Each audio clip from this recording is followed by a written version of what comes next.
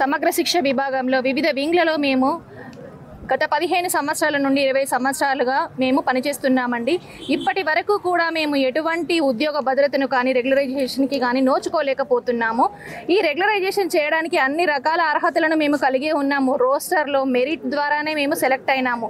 కానీ ఇప్పటి వరకు కూడా ఎటువంటి రెగ్యులరైజేషన్కి కానీ ఉద్యోగ భద్రతకి కానీ నోచుకోలేదు.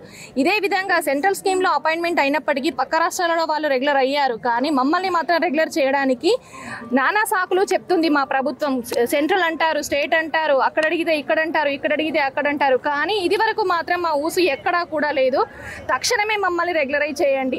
ఇక్కడ 61 సంవత్సరాల నుండి రిటైర్ అయిన వాళ్ళని ఎటువంటి ఇన్ఫర్మేషన్ కూడా లేకుండా ఏమీ చెప్పకుండా కూడా రిటైర్ చేశారండి. వాళ్ళు 10-15 సంవత్సరాల నుంచి పాపం వాళ్ళ జీవితం అంతా కూడా దారపోసి చిన్న పిల్లలకు, అనాథ పిల్లలకు, ఎంతో మంది డ్రాప్అవుట్లకు వండి పెట్టారు. అట్లాంటి వాళ్లకు ఎటువంటి కనీసం ముందు ఒక నెల ముందు కూడా ఇన్ఫర్మేషన్ లేకుండా తీసేయడం జరిగింది. ఇది న్యాయమా అని చెప్పి నేను గవర్నమెంట్ని ప్రశ్నిస్తున్నానండి. చూడండి వాళ్ళ పరిస్థితి ఎంత దయనీయంగా ఉంది. అటువంటి వారికి ముందస్తుగా చెప్పి వాళ్ళ కుటుంబంలో ఎవరో ఒకరికి ఉద్యోగం ఇప్పించి తర్వాత వాళ్ళకి ఎటువంటి బెనిఫిట్స్ లేకుండా రిటైర్ చేయకుండా ఉండకుండా కనీసం 5 లక్షల బెనిఫిట్ పారితోషికానైనా ఇవ్వాల్సిందిగా నేను డిమాండ్ చేస్తున్నాను. ఈ విధంగా అన్ని వింగ్లలో కేజీబీవీలలో తీసుకుంటే కేర్ టేకర్ని నియమించాలని చెప్పి నేను కోరుతున్నాను.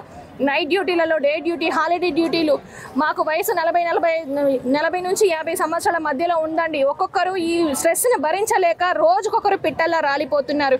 మా బతుకులకు గ్యారంటీ ఎవరు? మా బతుకులకు భరోసా ఎవరు? కనీసం మాకు ఎటువంటి భద్రత కూడా లేకుండా పోయింది.